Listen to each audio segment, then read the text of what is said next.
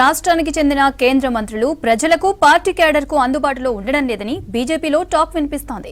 పేరుకు కేంద్ర మంత్రులైన కిషన్ రెడ్డి, సంజయ్ ఢిల్లీలో లేదంటే తమ నియోజకవర్గాలకే పరిమితమయ్యారని కార్యకర్తలు అంటున్నారు.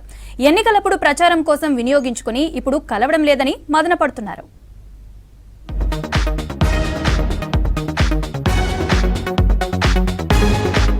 తెలంగాణ నుంచి కేంద్రంలో ఇద్దరు మంత్రులున్నారు.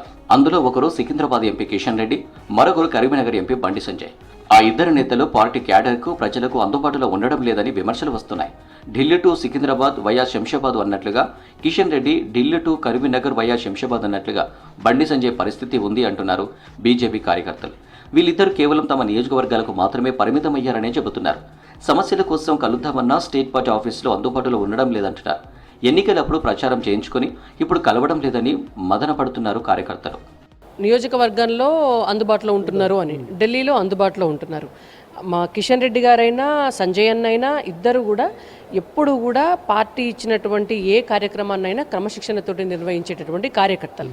ఇవాళ కిషన్ రెడ్డి గారికి జమ్మూ కాశ్మీర్కు సంబంధించినటువంటి ఇన్ఛార్జిగా వారికి బాధ్యతలు ఉన్నాయి. ఆల్రెడీ వారు ఢిల్లీలో కేంద్ర మంత్రులు బొగ్గు గనుల శాఖ మంత్రిగా ఉన్నారు. ఇవాళ హైదరాబాద్కు వచ్చి తెలంగాణలో కూడా బొగ్గు గనులకు సంబంధించినటువంటి చాలా మీటింగ్స్కి వారు అటెండ్ అయినారు.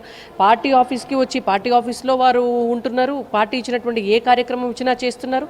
అట్లనే అసలు వారు ఇన్నిటిని మీదేసుకుని కూడా రాష్ట్ర పార్టీని మాకు టెలికాన్ఫరెన్స్లో అందుబాటులో ఉంటున్నారు, ఫోన్ కాల్స్లో అందుబాటులో ఉంటున్నారు. అందరికీ కూడా వివిధ మోర్చాలు యాక్టివ్గా పనిచేస్తున్నాయి. కేంద్ర మంత్రులను డైరెక్ట్గా కలిసే పరిస్థితి లేదని, వారి పీఎల్లు, పీఎస్లు ఫోన్లు లిఫ్ట్ చేయడం లేదంటున్నారు బీజేపీ కార్యకర్తలు. ఒకవేళ ఫోన్లు ఎత్తినా మంత్రి గారికి చెబుతామంటూ దాటవేస్తున్నారంటున్నారు. ఈ పరిస్థితి కేంద్ర మంత్రి కిషన్ రెడ్డి వ్యక్తిగత సిబ్బందిలో ఎక్కువగా కనిపిస్తుందంటున్నారు బీజేపీ కార్యకర్తలు. రాష్ట్ర అధ్యక్షుడిగా ఉన్నప్పుడు సంజయ్ రోజు కార్యకర్తలు, నేతలకు అందుబాటులో ఉండేవారని చెబుతున్నారు. కేంద్ర మంత్రి అయ్యాక ఆయన్ను కలిసే పరిస్థితి లేదంటున్నారు. అయితే కేంద్ర మంత్రులు అందుబాటులో ఉండడం లేదన్న విమర్శలను కొట్టిపారేస్తున్నారు బీజేపీ సీనియర్లు.